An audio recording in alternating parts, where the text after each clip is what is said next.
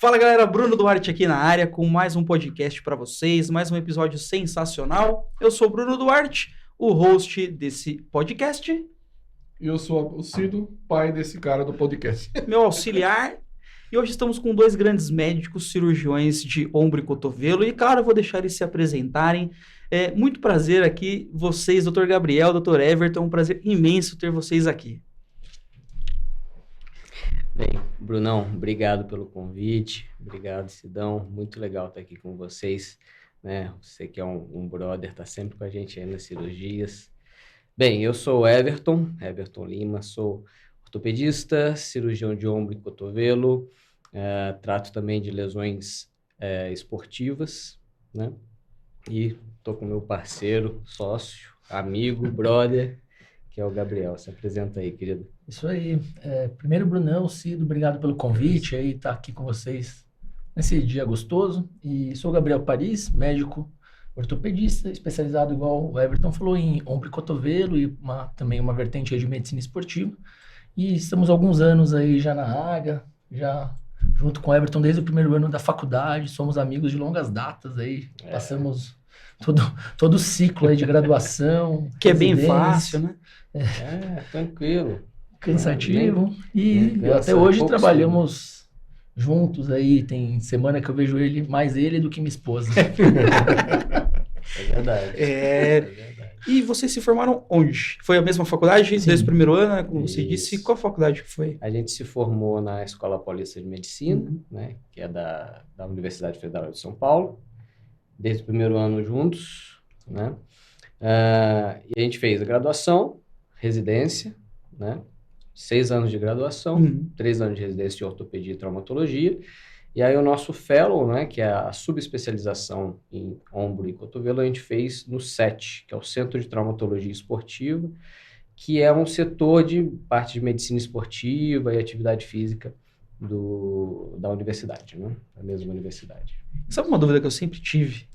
Quem faz ombro obrigatoriamente tem que fazer cotovelo? Porque eu sempre vejo assim, eu sou cirurgião de ombro e cotovelo. Eu falo, pô, não é só de ombro, só de cotovelo. Como que funciona? Então, isso é uma discussão que o pessoal um pouquinho mais experiente aí fala, né? Que o cirurgião de ombro se desenvolveu inicialmente para cirurgia do ombro, especializado. E aí o cotovelo ficou uma disputa, porque o pessoal da mão... eu brinco, né, que fica entre a mão e o punho ali. Não tinha muito interesse. O pessoal do ombro também... Porque o cotovelo é uma região ingrata, né? É uma anatomia muito complexa, né? E as principais lesões são muito complicadas de tratar, que os resultados também são um pouco discutíveis aí, dependendo do tipo de lesão. Né? Tem muitas fraturas graves, que por melhor que seja feito o tratamento, às vezes fica com algum tipo de rigidez, né? Algum tipo de dor, né? Claro, tem lesões mais tranquilas, como as epicondilites, né? Epicondilite lateral, cotovelo de tenista, famoso. Que o Gabriel deve conversar um pouquinho depois aqui, o cara é fera. Mas o cotovelo é realmente uma região que é um pouco mais complicada. Né? Então, é isso. O cirurgião de ombro, ele faz cotovelo. O cara da mão, muitas vezes, também faz. Cotovelo. Né? Mas, assim, vai um pouco da intimidade do cirurgião com isso. Né? O cara pode escolher não fazer cirurgias de cotovelo, por exemplo, né? É só ele ser sincero com o paciente, né? Não, eu não faço, eu te caminho para um colega que faz, né? A gente faz, né? A gente aqui faz. Até porque o volume é muito menor do que de demanda de ombro. Tem isso também. Mas a residência você tem que fazer o cotovelo obrigatoriamente? Sim. Tem que fazer. Não é a mesma coisa que o cara que faz quadril tem que fazer um joelho. Não dá para fazer. Não. Porque realmente aqui também é uma questão, vamos dizer, nacional, da grade curricular nacional. Né? Tá. O cara que faz ombro, que é ombro e cotovelo, a residência de ombro e cotovelo, a subespecialização. Né? Agora, por exemplo, eu vou dar o exemplo dos Estados Unidos. Né? Nos Estados Unidos, tem a subespecialização de esportiva, que seria a parte mais de artroscopia, e tem a subespecialização de artroplastias, as próteses. Certo. Né? Então, o cara que faz a parte esportiva, ele sabe fazer artroscopia de joelho, de ombro, de cotovelo, de quadril, entendeu? Faz prótese também. E de prótese, o cara que fez a subespecialização de artroplastias, ele faz de joelho, de quadril, de ombro, ele tem esse conhecimento. Aí no Brasil muda um pouquinho. O cara que ele sabe de ombro e cotovelo, ele faz prótese e artroscopia de ombro e cotovelo. Lá existem, por exemplo, os especialistas, então, especialista em prótese de ombro, Exato. especialista em artroscopia. Sim. Entendi. É um pouco diferente. Interessante, Entendi. não sabia dessa. Acha que daria certo aqui no Brasil esse modelo? Boa pergunta. Eu acho que não. Eu acho que não, até porque eu acho que lá também não funciona tão bem. Porque quando eu fui para lá, fui fazer um estágio lá, eu percebi que no consultório do professor que eu estava acompanhando, vinha muito caso de artrose de joelho, artrose de ombro, que aí ele fala, não, eu não faço isso. Eu vou ter que te encaminhar para o meu colega que faz prótese, porque eu não faço. Então tinha muito esse encaminhamento errado do paciente, né? Porque na cabeça do leigo, quer dizer, é super justo, ele não saber qual procedimento que ele vai ser submetido antes de passar em consulta.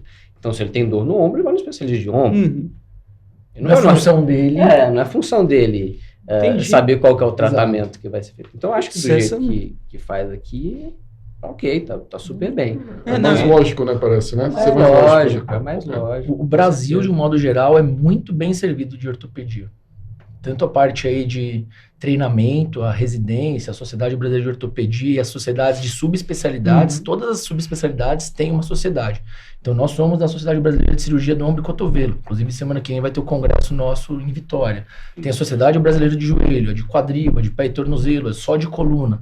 Então, assim, no Brasil é uma coisa um pouco mais antiga, já essas subdivisões, e funciona, assim, super bem. A residência de ortopedia, ela tem uma supervisão da SBOT, que é a Sociedade Brasileira de Ortopedia, super intensa. Você tem provas anuais que você não progride de ano se você não tiver aprovação.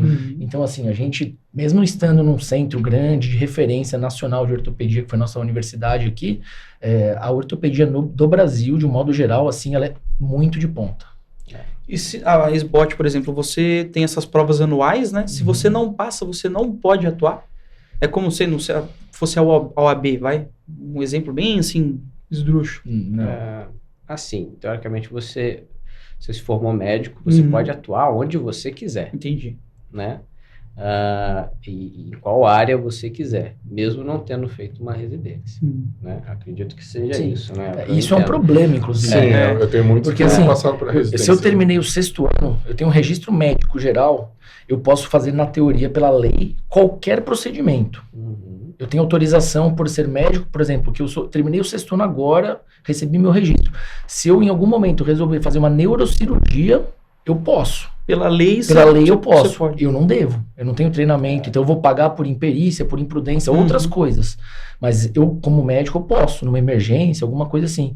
E na ortopedia, você não é obrigado a ter um registro de especialidade, que é o RQE, que determina se você pode se denominar ortopedista ou não.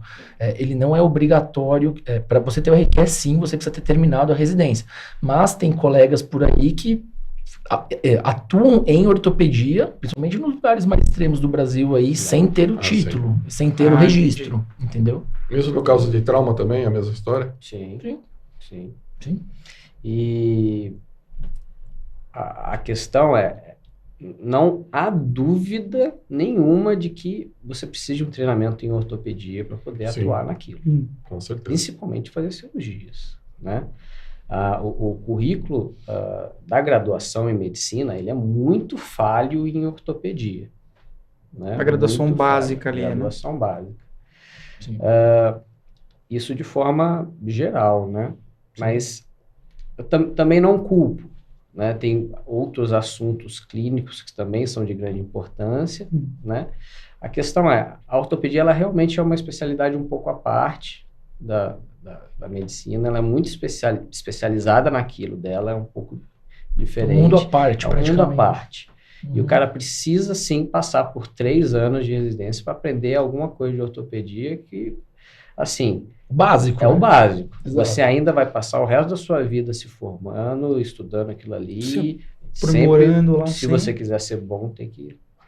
Hoje em dia, inclusive, se discute sobre ter mais um ano de residência de ortopedia. Tá em né? discussão Fazer aí. o quarto ano, né? Não sei como é que tá essa discussão aí dentro da SBOT e tudo, mas a gente ouviu bastante isso daí enquanto a gente estava se formando. Eu acho que seria algo até interessante, sim. É. Né? A gente foi da mesma turma de residência, né? Nós éramos uma turma muito boa, muito interessada, a gente adorava operar, adorava participar daquilo e aprender.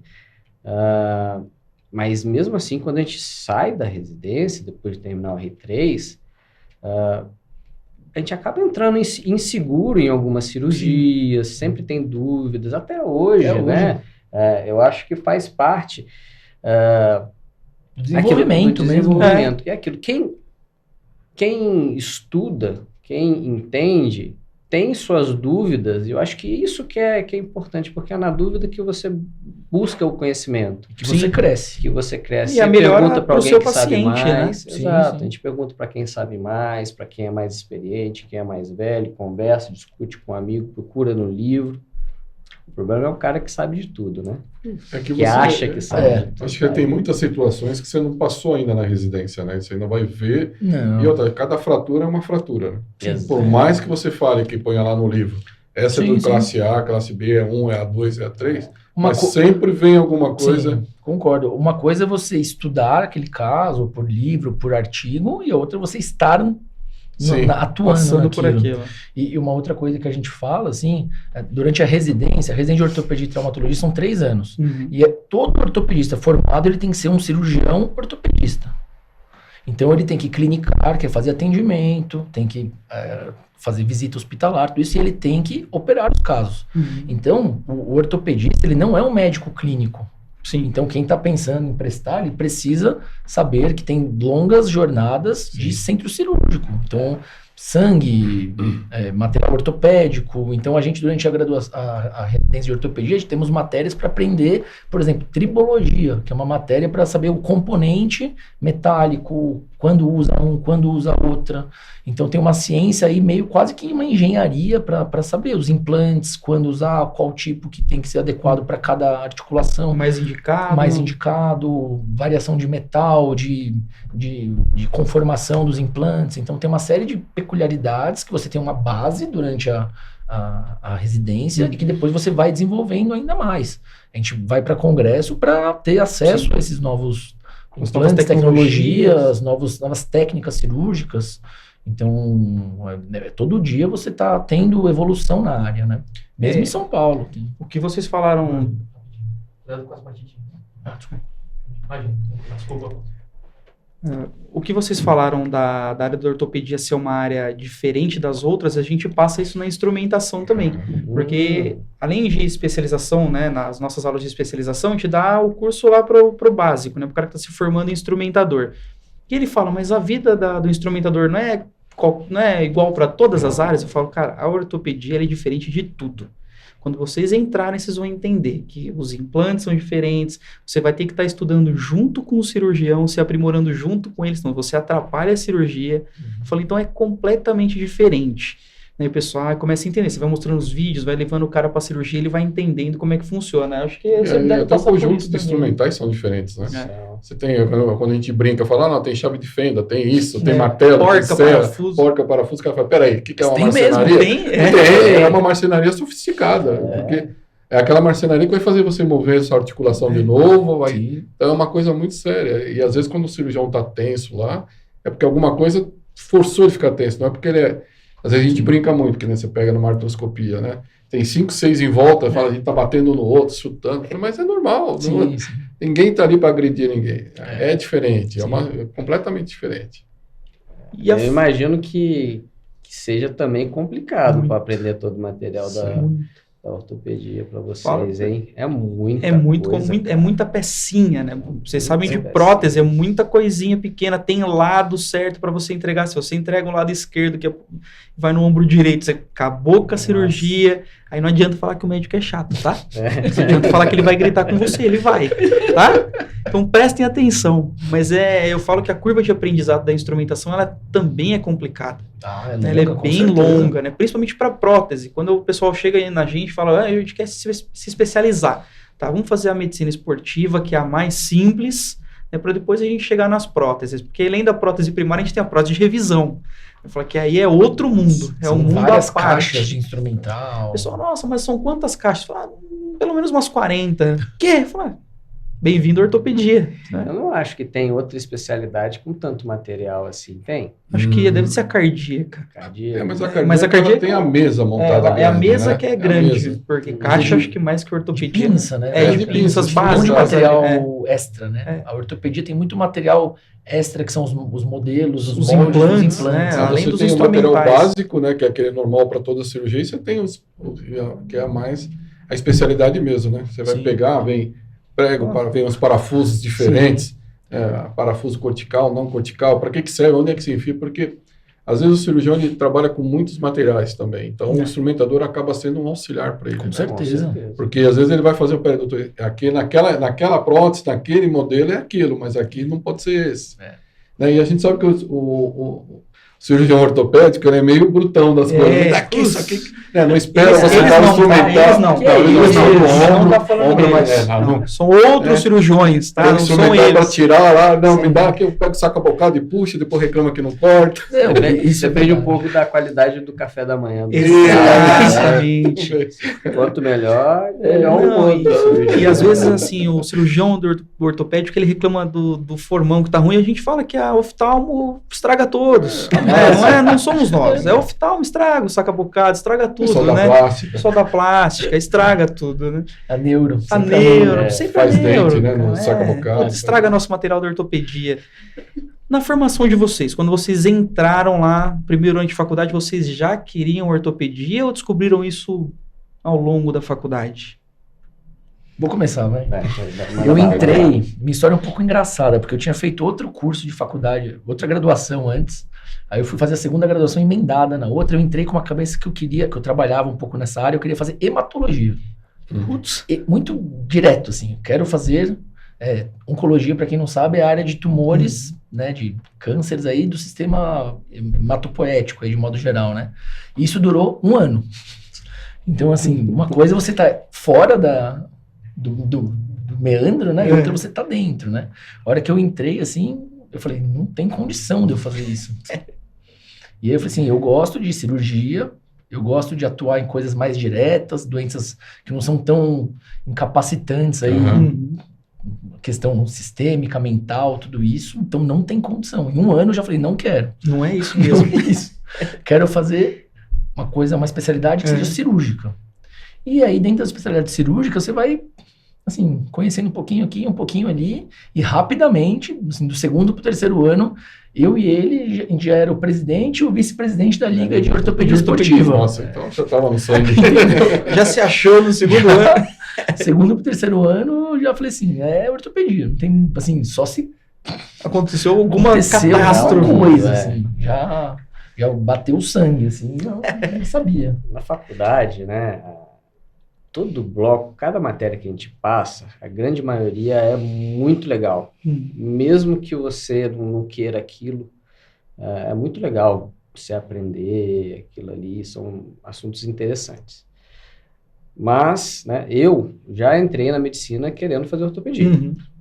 Já era aquilo que eu queria desde o início, né? Mas você já tinha uma referência de alguém, alguma coisa, ou... Ninguém, eu não tenho ninguém na família que é da área da saúde. Desculpa, não tem ninguém que é médico. Na área de saúde eu tenho prima que é enfermeira, prima que é físio, mas assim, também não foram um incentivo, vamos dizer assim, né? Uma referência. Antes de querer fazer medicina, ortopedia, eu quis ser físio. Né, quis durante muito tempo a fisioterapia, mas por uma virada aí da minha cabeça, não sei, eu comecei a querer fazer a ortopedia mesmo, medicina, né?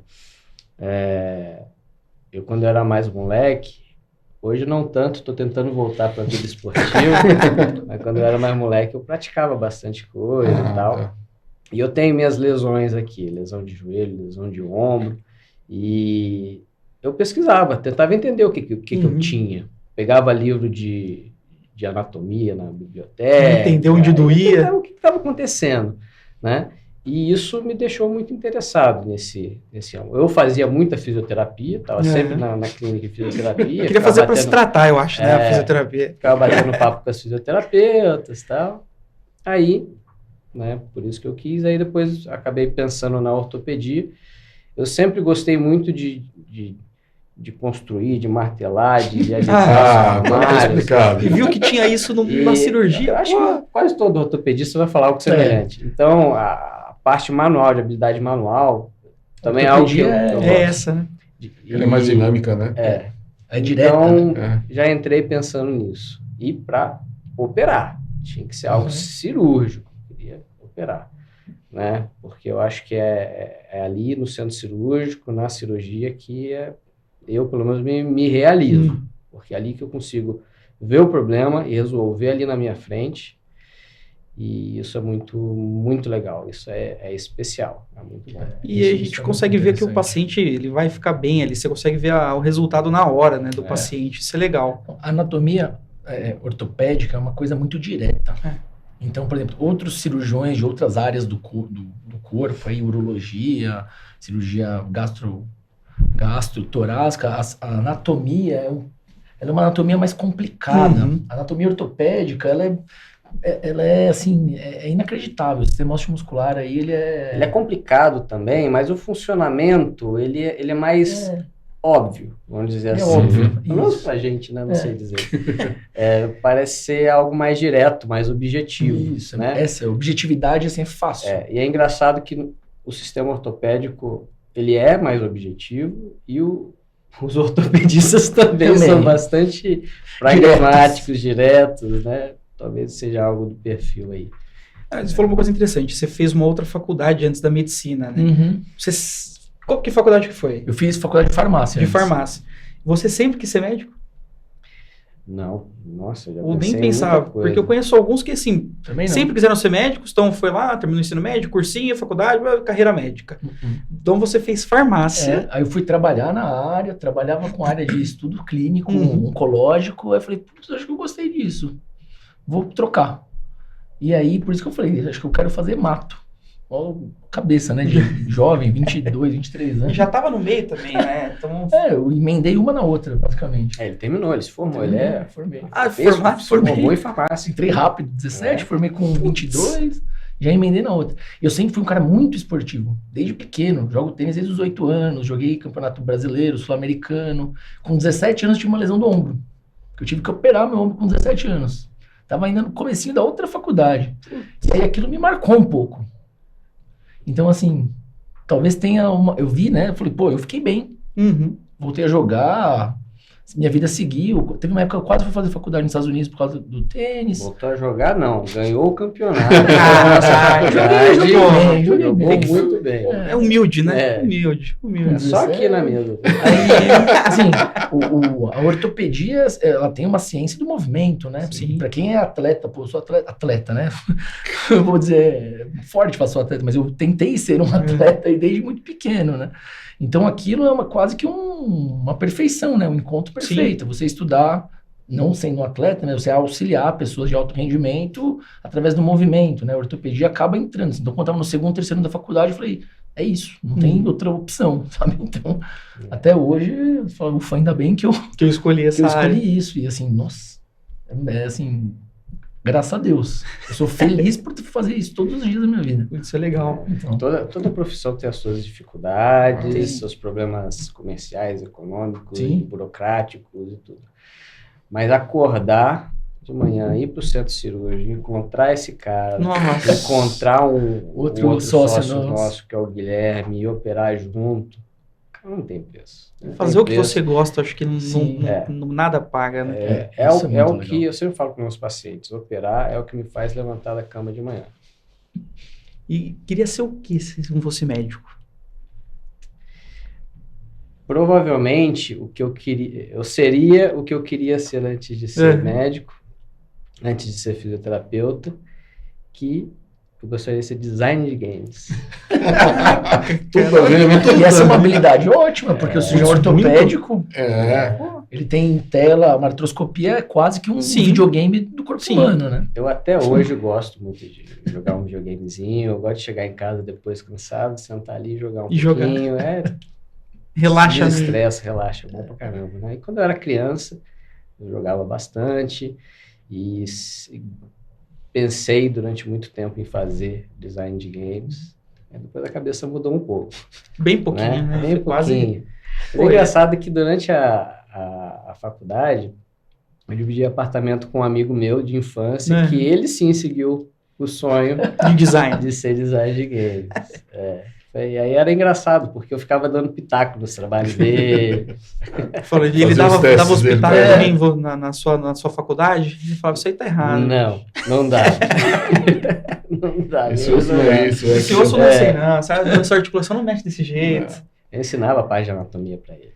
Pra colocar nos games. Olha porque eles também têm a parte de aprender a desenhar, aprender anatomia. Aí vira e mexe, ele chegava pra mim e pedia pra eu ensinar alguma coisa, explicar alguma coisa. Tive uma ideia legal agora, porque agora tem anestesista pra tatuagem. Você já viu isso? Não. A pessoa tá fazendo tatuagem no centro cirúrgico. Tô falando sério. Gourmetizou a tatuagem. Por que um médico ortopedista não se juntar com um designer de games pra fazer os jogos, cara? Pra não ficar tão robotizado. Vai ficar com uma dinâmica, mas... Fazer umas fraturas mais realistas. Agora com a inteligência artificial, esses óculos de realidade. O que tem tido muito é isso daí. Né? Tem um colega do nosso grupo, que é o Guilherme Schirmer, ele está lá em Santa Catarina. Ele está fazendo muito a parte primeiro de reconstrução 3D, né? Impressão 3D para fazer o estudo das coisas, das fraturas, das lesões. E agora ele está indo muito para a parte da realidade aumentada, né? De você ver você põe o óculos, aí durante a cirurgia você consegue acessar o exame, meio que o exame aparece na posição do paciente ali, o paciente na maca, e aí o exame aparece ali. Incrível. Muito legal. E agora, fez até com o Beno, nosso professor, né? Um cirurgião em um canto, sei lá, em outro estado, e o outro cara operando aqui, os dois com óculos, um guiando o outro, como se estivesse na mesma sala. Então, é uma ferramenta muito legal para o futuro próximo, tanto de aprendizado, como de planejamento cirúrgico. Eu acho que, pelo custo, talvez demore um pouco para chegar a todos os lugares, mas vai chegar. Eu fiz um treinamento de prótese uma vez que era com óculos de realidade virtual. Então você colocava ele, você tinha todos os instrumentais aqui, a sequência da prótese, eu já achei incrível. Mas essa parte de operar de longe, né, em outro estado, como que você explica para o paciente que ele fala, você vai ser operado, mas assim, o cara tá lá, sei lá, em Salvador. Como é que você põe na cabeça do paciente que assim, o resultado vai ser ótimo? Mas como que você põe isso na cabeça dele? Isso é um obstáculo ainda que vai estar em desenvolvimento, né? Ainda é experimental, tá ainda engatinhando, mas já é uma realidade. Já eu acho que é a mesma situação hoje que você não precisa do piloto mais no avião, né? O avião hoje, você subiria num avião sem piloto, mas você anda no metrô da linha amarela sem piloto. Então tem coisas aí que acho que a curva de aprendizagem também é muito alta. Sim. A confiança não é só no médico que está lá, mas toda a infraestrutura que isso aí tem que ter, não pode cair nada. Não, e essa questão em medicina especializada, em ortopedia especificamente, a idade do médico que atende, tem vários estudos aí que fala também impacta no paciente. Sim. Então, por exemplo, eu tenho quase 37, o Everton também. Às vezes tem pacientes que acham que a gente é muito jovem para ser um cirurgião do caso dele. Isso acontece. A gente ainda não tem muitos cabelos brancos. A gente tem um pouco cabelo branco, mas a gente vê isso nos residentes que chegam. Às vezes tem pessoal que chega... Quem é o rapazinho lá? O residente está falando... Ele é médico? Médico, sim, não precisa ficar assustado. E isso é engraçado, porque o nosso público do dia a dia, nossos pacientes, a gente tem uma demanda de pacientes mais idosos, assim, considerável, né? As patologias que a gente trata, síndrome do manguito rotador, artrose, pacientes um pouco acima de 60. E tem muitos pacientes assim que são aquelas vovós, super senhoras, são os amores. Ai, meu filho, mas você... Eu passei no Você tem idade menininho pra ser meu lá. filho? Passei no menininho lá, bom. A minha parte. avó, quando ela era no ortopedista, se ele não passasse um raio-x pra ela, ele era ruim.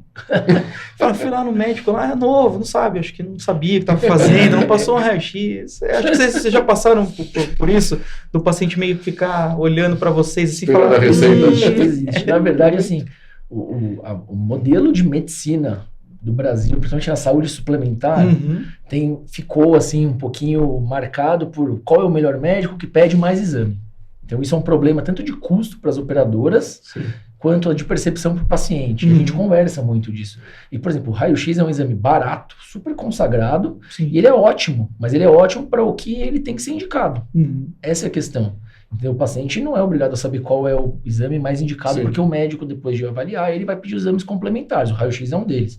Então, não são todos os casos que eu preciso partir, por exemplo, uma ressonância, que é um exame muito mais custoso e muito mais difícil para o paciente fazer, porque fica meia hora deitado numa maca, precisa marcar, agendar, não é um exame confortável. Não sei se vocês já tiveram... Eu já fiz, então, não é legal. Eu sei. Não, mas aí ele fala assim, mas o meu amigo passou com você pediu, e para mim você então, não às pediu vezes por um quê? raio-x que você tem acesso, por exemplo, na própria clínica ou no hospital na hora, ele é um exame assim de valia importante no caso. Sim.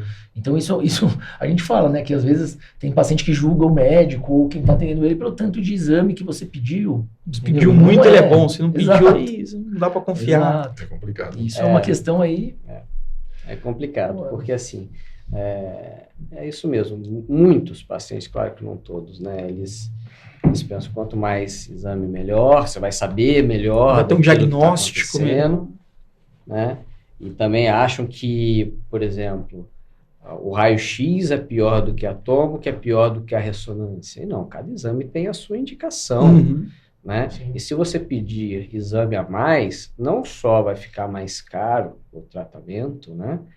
Como também você pode cair no erro de diagnosticar problemas que não existem, na verdade. Sim. E começar um tratamento de algo que não existe e esse tratamento causar um problema para o paciente. Entendeu? Então, por isso que é o que a gente estuda desde a faculdade, e isso tem que ser sistemático mesmo. Né? Independente de ser ortopedia. Não é ortopedia, qualquer especialidade. Anamnese. Conversa do paciente. Você já faz 90% dos diagnósticos só com a conversa. Idade, hábitos, tudo isso. Uma boa anamnese, ela é essencial. E aí depois você complementa com o exame físico, e o exame, em geral, né, ele é só para fechar o diagnóstico. O seu diagnóstico ele já está feito, na conversa e no exame físico. O exame de imagem, raio-x... Eu quero medir, por exemplo. É só para confirmar aquilo, te dar mais certeza. E, principalmente no nosso caso, que é quando é um caso cirúrgico, para programar uma cirurgia, que aí eu vou saber melhor qual a classificação da fratura, qual que é a extensão daquilo, qual tipo de material que eu posso pedir, qual a abordagem que eu vou fazer. Mas nem sempre você precisa de fazer um exame de imagem, né? Eu vou dar um exemplo aqui, né? A epicondilite lateral. Que é o famoso cotovelo de tenista. Cotovelo de tenista. Dor aqui na lateral do cotovelo. O pessoal que tem muita atividade manual intensa, lesão esportiva normalmente por erro de técnica ou sobrecarga, dá uma dor lateral aqui na região do cotovelo. Você viu um paciente com dor lateral no cotovelo, você apalpou aqui e sente dor, você fez alguns testes, dão positivo, cara? É epicondilite lateral, não tem praticamente outra coisa para ser, entendeu? Você já pode, a partir dali, já iniciar um tratamento para ele, e em 90% dos casos ele vai ser efetivo. Você não precisa de mais nada. Mas muito paciente fica chateado. Poxa, o doutor nem pediu uma ressonância do meu cotovelo. Nem me olhou direito, né? Fez exame lá, fez... E aí você, quando você pede, vem um exame que não vai fazer, se você pedir, vai vir um exame que não vai mudar em nada a sua conduta, basicamente. Exatamente. Porque a sua suspeita é a mesma. E vai falar a mesma coisa para o paciente. Poxa, tem uma tendinite, está um pouquinho rompido aqui. E o tratamento é o mesmo. Essa é a questão. né? Eu acho que é mais para a cabeça do paciente, né? É complicado essa Eu relação. vou te passar, eu já sei, mas eu vou te passar só para você, né? Sim. Ficar feliz. Às vezes a gente tem que... O convênio é que não entende isso, né? Porque muitas o vezes a convênio fala, gente... por que você está a gente pedindo um não- exame eu para não isso, fico sem necessidade. batendo de frente com o paciente. Não é nossa função Sim. bater de frente com o paciente, né? Então, o que a gente tem que é entender o caso, chegar num diagnóstico e propor o melhor tratamento possível. Entendeu? E a questão hoje, principalmente na nossa geração de médico, não tem mais aquela questão de o médico mandou, o paciente obedece. A minha função não existe mais. Antigamente, talvez existia, assim, querer colocar o médico. Não existe isso. O que a gente faz é uma boa conversa, eu explico, mostro, desenho, falo assim, o que você tem é assim, tem a perspectiva de ir por esse lado do tratamento, tem a perspectiva de ir pelo outro lado. A maior parte dos casos, 90% dos casos, fazendo esse tratamento, resolve. Mas, né, eventualmente, se você não for aqueles 90%, pode acontecer isso, e a gente vai ter o plano aqui também. Então, o que você precisa mostrar para o paciente é que você está junto com ele, caminhando com ele. Sim. Tá bom? Isso faz toda a diferença. O paciente se sente acolhido. Sim. E isso faz toda a diferença nos tratamentos. O melhor médico não é só aquele que faz uma boa cirurgia ortopédica. Sim. Ele tem que saber ter uma boa conversa, uma boa comunicação com o paciente e caminhar junto com ele pelo tratamento. E hoje, qual que vocês veem de boa conduta, assim, para pré-cirúrgico, né? Para o paciente que você não quer operar ele ainda, você quer fazer alguns tratamentos com ele antes. O que vocês acham que é legal, além da fisioterapia? Né? Aquela infiltração, o que vocês fazem hoje em dia para esse tratamento pré? Então, aí vai depender muito de qual doença que a gente está tratando, né? Mas pensando aí no que você... no panorama que você está dizendo, provavelmente uma doença que ela pode ser tratada de forma cirúrgica, mas o tratamento não cirúrgico também pode ser tentado antes, né? Vamos dizer aí, uma lesão do manguito rotador, uma lesão parcial, né? Que os dois tratamentos podem ser efetivos, né? A fisioterapia, ela é a base da ortopedia. Ela é, em geral, na maioria dos problemas, ela é o tratamento com maior evidência científica, com os melhores resultados, né? E o fisioterapeuta tem que ser o braço direito do médico. Uma fisioterapia bem feita, ela resolve o problema do paciente e, se em algum momento for preciso operar, o fisioterapeuta vai ser muito, muito, muito importante na recuperação pós-operatória, né? Porque eu falo com o paciente assim, eu sempre comparo com o uso do carro, do nosso Fusquinha, né? Cara, você pode dirigir o Fusquinha, você corre com o Fusquinha, faz curva errado, não faz a manutenção, vai estragar o Fusquinha. Aí você leva no mecânico, o mecânico vai consertar, vai fazer a cirurgia no Fusquinha. Mas se você continuar correndo com o Fusquinha, fazendo curva errada, ele vai estragar de novo. Então, você precisa de uma orientação, de um cuidado para manter. Isso daí é o fisioterapeuta que faz. Porque ele vai te ensinar a cuidar do seu corpo da forma certa para você se reabilitar, evitar novas lesões, fazer aquela sua cirurgia durar mais, né? Ou às vezes nem precisar ir para a cirurgia. Seu corpo, muitas vezes, seu corpo tem a capacidade de se recuperar. Sim. A cirurgia, em muitas lesões, ela é em último caso. Que a fisioterapia, ela é um ótimo tratamento inicial. Mas sim, existem outras terapias alternativas, outras coisas que a gente pode acrescentar aí, se for o caso, né? As próprias medicações, né? Analgésicos, anti-inflamatórios, corticoides para alívio de dor, né? Eu gosto muito de acupuntura. Sim, né? A acupuntura tem bastante evidência em doença ortopédica. Científica, tudo, tem. E tem também as terapias aí no meio do caminho que a gente fala, né? Então, infiltrações direto nas articulações, que podem auxiliar tanto na dor, quanto a potencializar o que o seu corpo vai tentar melhorar. A infiltração pode ajudar um pouquinho mais. Tem outras coisas outras terapias aí, por exemplo, ondas de choque, para bastante doença, principalmente epicondilites, aí tendinopatias, tendinite calcária. A terapia de onda de choque é um auxílio importante. Tem algum grau de evidência legal, a gente vê na prática. O resultado é muito legal, bom. Né? E tem a própria mudança de estilo de vida do paciente. Tem doenças que você resolve com mudança de estilo de vida do paciente. Comorbidades que não estão sendo tratadas, sistêmicas que mudam. Então, pacientes com artrite reumatoide, que tem alguma lesão ortopédica. Artrite reumatoide é uma doença aí poliarticular, crônica e complexa. Se o paciente não sabe que tem artrite reumatoide, por exemplo, não está tratando ela certinho, aquilo impacta na doença ortopédica secundária. Então, muitas vezes, você tratar a doença de base do paciente ou encaminhar para um colega, assim, você precisa adequar essa questão aqui. Aquilo é a chave do tratamento, entendeu? E às vezes a gente não aceita muito, por exemplo, mudanças, né? Algumas pessoas têm mais dificuldade com isso. Como que vocês chegam, então, para o paciente e falam assim, cara, isso aqui você tem que mudar. Se você não mudar, vai piorar a sua lesão. Ah, mas doutor, eu gosto de fazer isso. Você vai ter que mudar os seus hábitos. Como que você faz para entrar na cabeça do paciente e colocar isso na cabeça do paciente que ele realmente tem que mudar os hábitos dele? A primeira coisa que veio na cabeça é andar de moto, né? Isso. Eu sei que veio nessa cabeça. Eu falo isso, assim, por exemplo, o acidente motociclístico, ele é responsável, a gente viu uma epidemia, né? O acidente motociclístico em São Paulo, nas grandes cidades no interior aí do Brasil, a gente viu uma epidemia, porque a moto é mais barata, mais rápido de deslocamento e mais acessível. Ela entra em lugares que o carro não entra, por exemplo, que o transporte público não entra. Um corredor, Um corredor, né? ou uma zona mais restrita de deslocamento. Então, ficou um meio muito convidativo. E a moto, de modo geral, ela é um trauma direto, né? Mesmo que você use capacete, todo o seu corpo está exposto.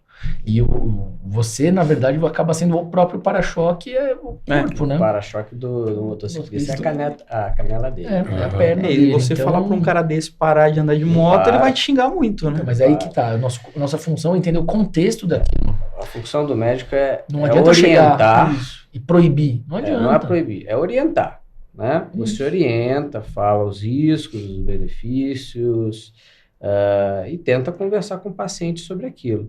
A partir do momento que ele falou, não, doutor, é verdade, eu vou parar de andar de moto, vou começar a fazer exercício, vou parar de comer besteira, começar a me exercitar. A partir do momento que o paciente aceitou o tratamento, aceitou a sua orientação, aí você investe naquilo, que aí fica muito mais fácil. Não adianta você ficar dando murro em ponta de faca que também com o paciente. Não adianta, né? E a partir do momento que o paciente entendeu e aceitou o seu tratamento, aí eu acho que a melhor forma é traçar um plano individual disso uma daí, adaptação, né? Então a moto é mais rápido, então vai sair um pouco mais cedo de casa. Mas você falou da moto, né? Mas a gente vê muita gente que já fraturou, já sofreu, tem placa, tem ácido, tem tudo. Fala, amigo, você não tem mais você é um robozinho que foi construído. E você ainda continua, fala, mas é que eu gosto. É o Wolverine, você não vai conseguir mudar a consciência dessa pessoa. Então, a gente precisa entender quem é aquele paciente. Porque não adianta você ficar batendo. Exato. O que a gente, de repente, pode fazer com um paciente desse é mudar, por exemplo, o tipo de moto que ele dirige, ou, por exemplo, os equipamentos de proteção individual dele. Sim. Então, por isso que precisa conversar com cada paciente e chegar explicar. Paciente, maior de idade, que tem consciência plena, você precisa explicar, isso é mais perigoso do que isso, então dá pra gente levar por aqui, dá pra ir por esse outro caminho, dá pra diminuir o número de vezes na semana, a disposição. Você fala, que você comentou da fisioterapia, né? A gente já comentou em outros também. Você fala para a pessoa, você vai ter 10 fisioterapias que você tem que fazer. Ele faz a primeira, faz a segunda, a terceira, já tô ótimo. E aí? Não, mas aí que tá, o paciente... eu já fui paciente, eu tenho 2 cirurgias no meu ombro antes de ser médico. Então eu já fiz muita fisioterapia. E é uma coisa que, para o paciente aderir e ter prazer não é uma coisa fácil. Imagina. Ele sabe que ele vai sentir dor, ele sabe que vai sentir dor, que ele tem que parar a rotina dele do dia para dedicar 1-2 horas do dia dele para aquela reabilitação. Então, assim, também a gente tem que ver essa parte do doente. E não é fácil. E a gente o Everton, o Guilherme, a gente chega para os pacientes e fala assim, não adianta nada, no seu caso, por exemplo, um caso cirúrgico, a gente vai lá, vai fazer uma cirurgia assim perfeita. Não adianta só fazer uma cirurgia perfeita, precisa fazer uma boa reabilitação. Sim. Se você não fizer uma boa reabilitação, o resultado não vai ser Não vai ser bom. potencializado, não vai ser todo aquele que poderia ser.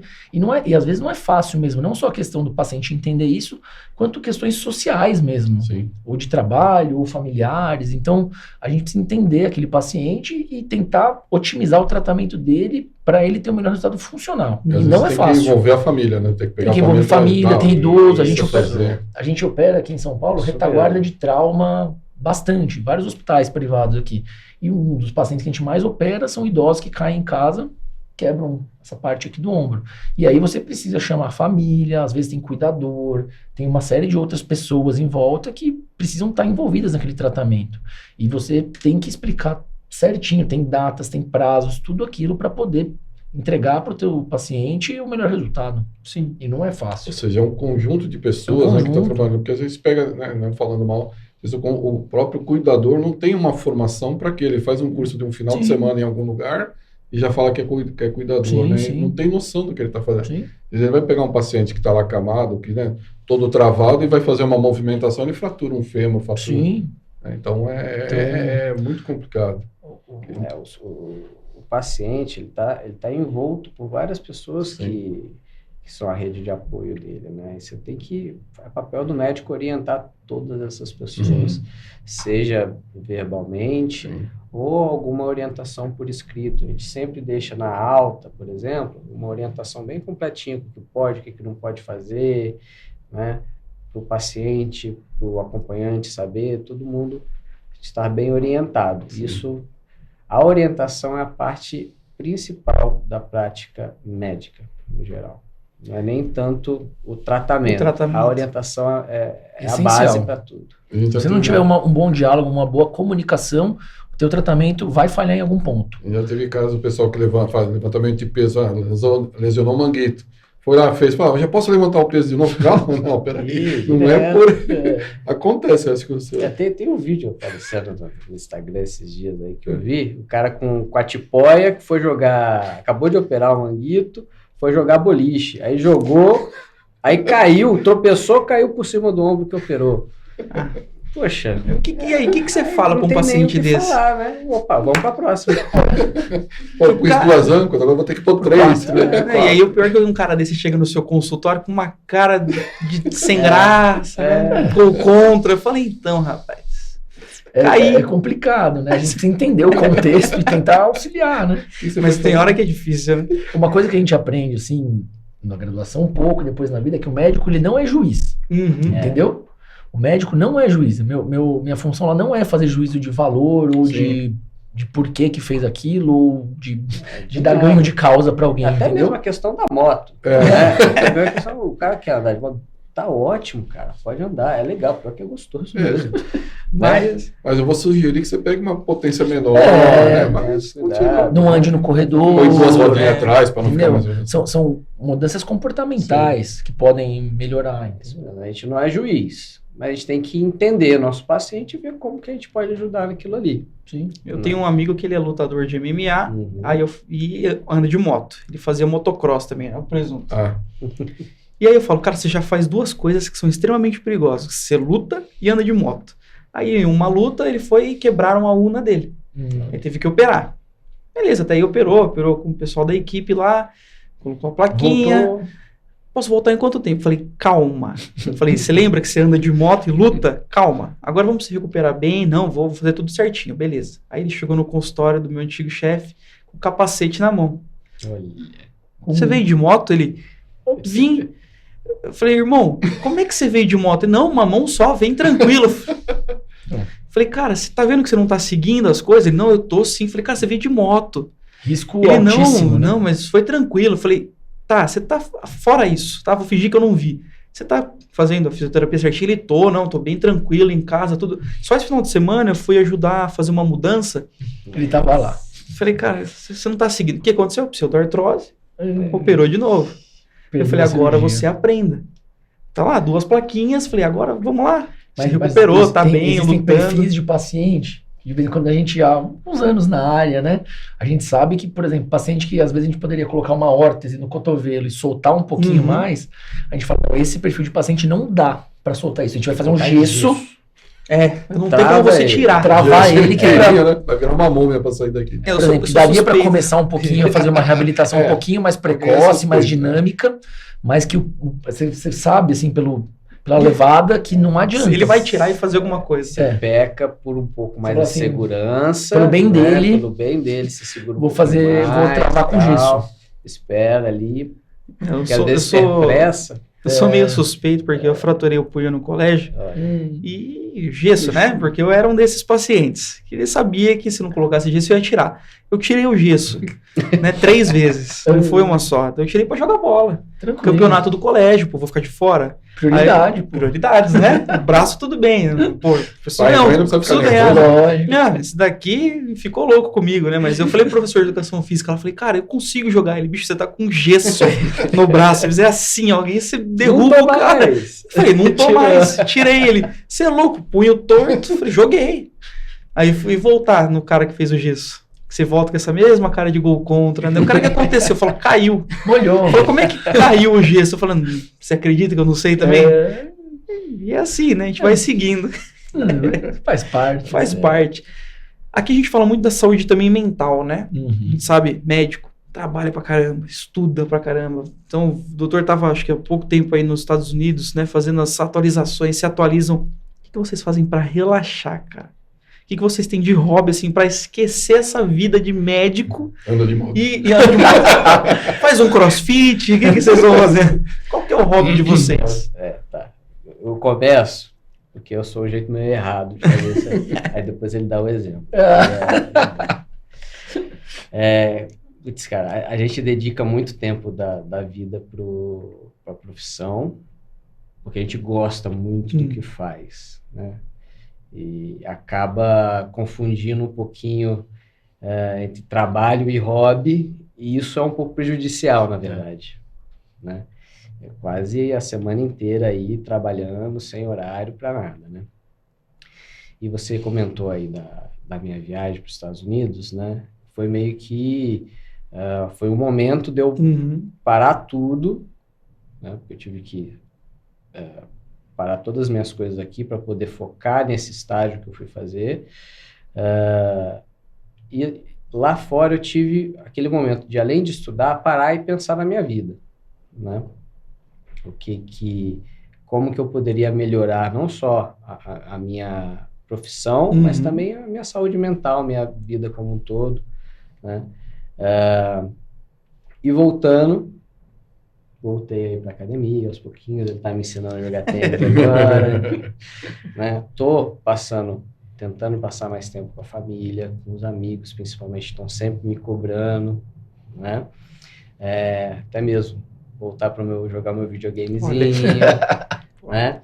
E eu tenho um outro hobby que eu gosto muito, que é de fazer trilhas e fotografar, né?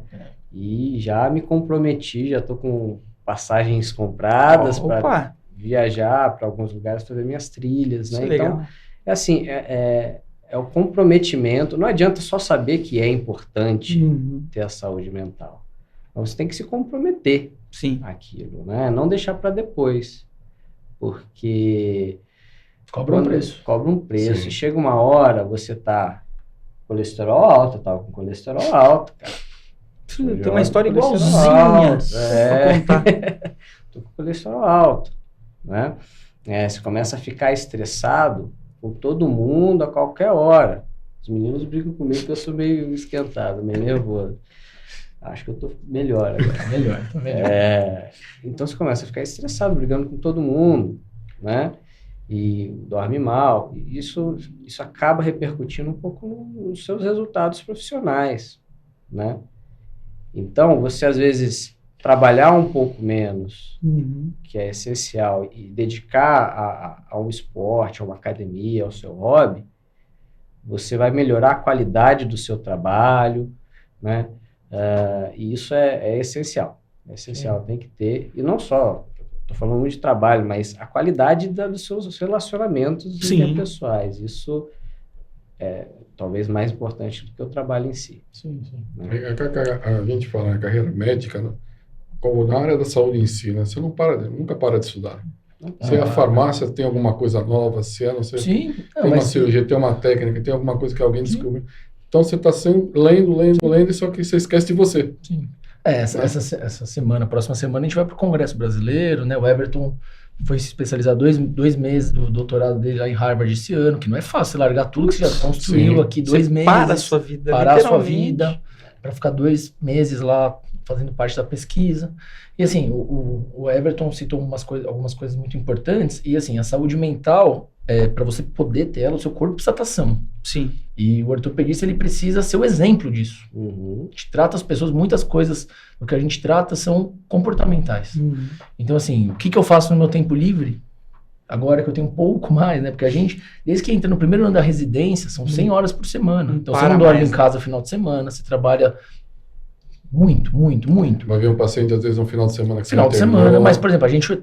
Não tem final de semana. Não tem final de semana. Esquece. Isso na residência. Então você entra num piloto automático.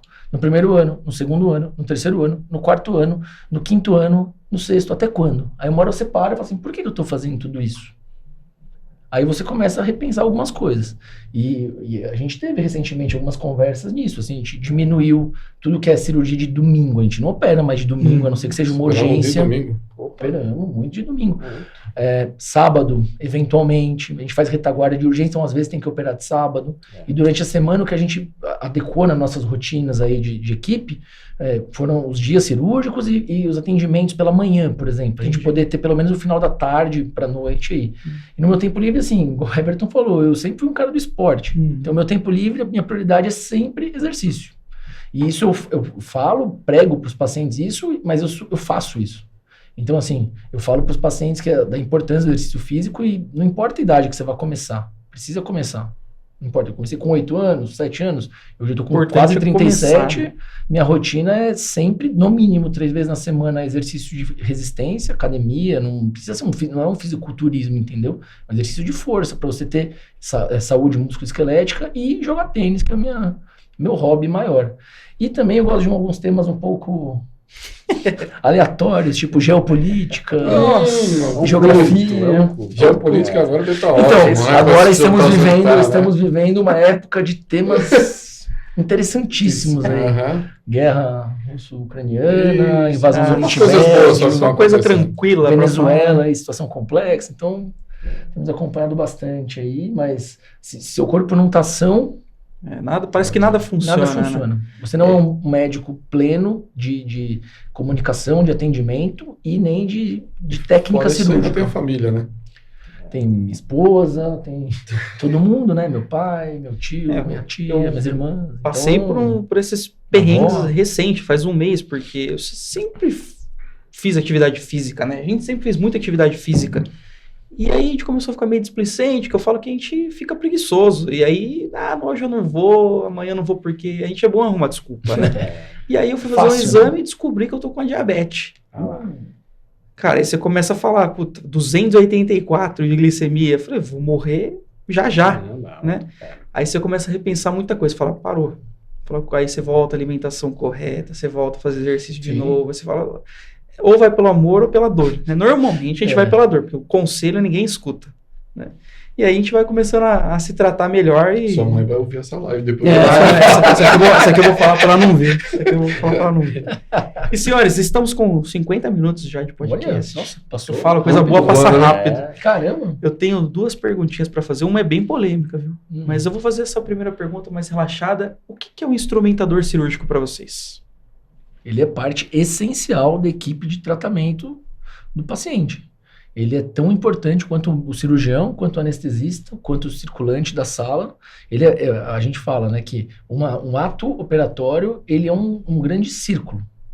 São vários elos de uma corrente. Se um dos elos de uma corrente não está alinhado, não funciona, entendeu?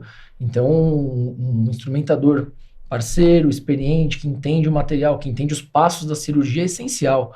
A gente fala que o instrumentador ele não está ali para ficar fora do campo, para ficar excluído. Não, ele precisa saber o que está acontecendo, ele precisa ter visão do ato operatório, ele opera junto. Tem muitas vezes que nós já cansamos já de ter cirurgia nossa que você fala, não, tenta isso, tenta aquilo, pega esse instrumento e faz aqui. Então, uma visão externa ajuda bastante. É excelente. Eu falo pro Everton e outros colegas que às vezes tem colegas que, não, eu quero operar assim, eu opero sozinho. Eu falo, nunca opero sozinho.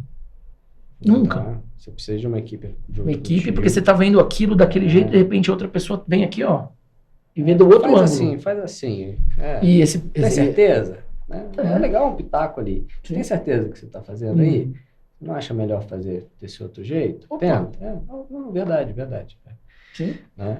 Assim, E até é um no caso time. de prótese é mais sério ainda, né? Porque às vezes é uma prótese lá que você está fazendo uma reversa, alguma coisa, se ele não está entendendo o processo que Sim, está fazendo, Não rola nada. Instrumental o também. tempo de cirúrgico já está correndo, você ainda coloca, esse negócio fica complicado. Queira ou não queira, o exemplo do cirurgião de ombro. O cirurgião do ombro, ele faz fratura, ele faz prótese, faz artroscopia.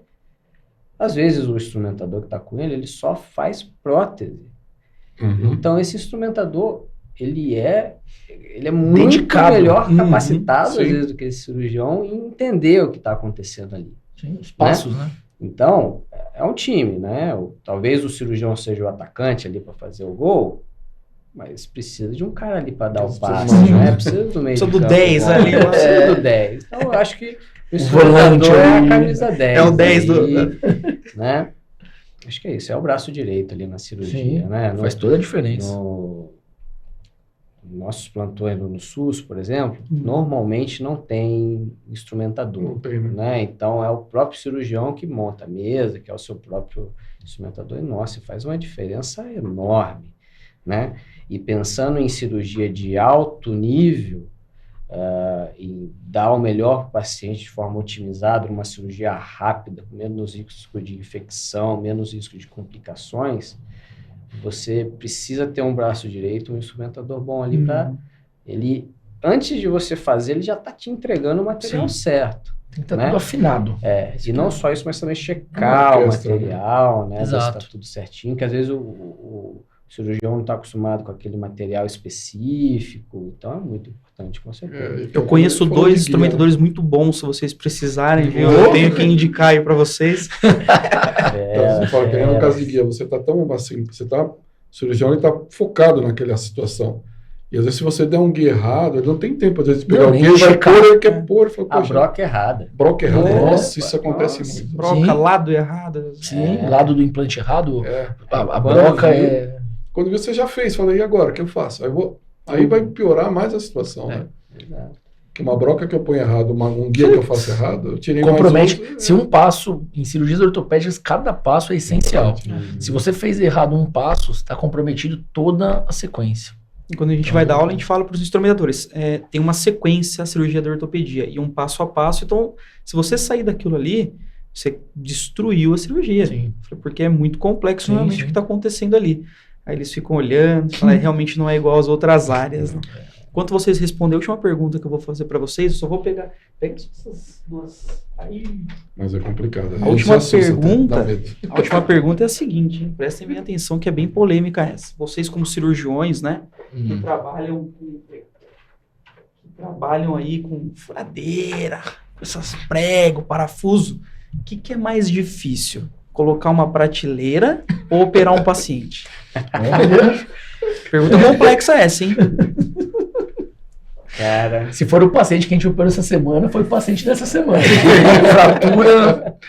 tem Nossa. fraturas que dão muito trabalho. Deu muito trabalho. Mas eu acho que a gente está com mais experiência em fratura do fratura. que prateleira. No momento, eu acho Estamos numa epidemia de fratura. até porque Nossa. em casa a gente quase não fica muito, né? Não, outro Melhor não dia operar, né?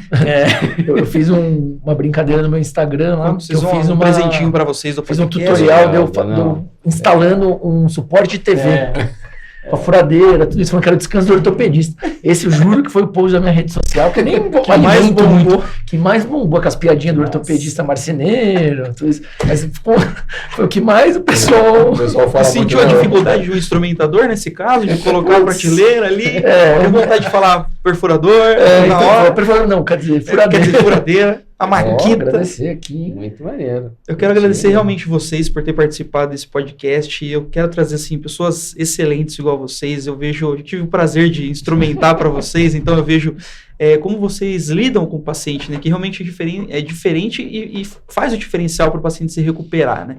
Então, deixa aí nessa câmerazinha para vocês as redes sociais. Eu vou deixar também aqui linkado para o pessoal encontrar vocês, mas onde vocês atendem, como faz para achar vocês. Sim. Perfeito. Ó, no Instagram, né? Dr. Everton Lima, né? dr.evertonlima. Tem meu site também, www.doutorevertonlima.com, né? E tem meu consultório, que fica ali perto do metrô Santa Cruz, na Libance, tá bom? E para me encontrar também rede social, doutor.gabrielparis, e meu site também, www.gabrielparis.com, drgabrielparis.com.br, e meu consultório fica em Moema, atrás do Shopping Ibirapuera também, tá nas redes sociais lá, super tranquilo. Aquela que é minha secretária, meu braço direito e esquerdo, minha salvadora, vai recebê-los muito bem. Muito bem. Excelente, doutores. Muitíssimo obrigado por essa visita aqui. Espero que vocês possam voltar mais vezes. Mais um episódio. Mais um que É isso. termina, né? Mais um que termina. Pessoal, Muito mais um bom. episódio aí então. Esse programa da saúde, a sua fonte de informação na dose certa. Valeu!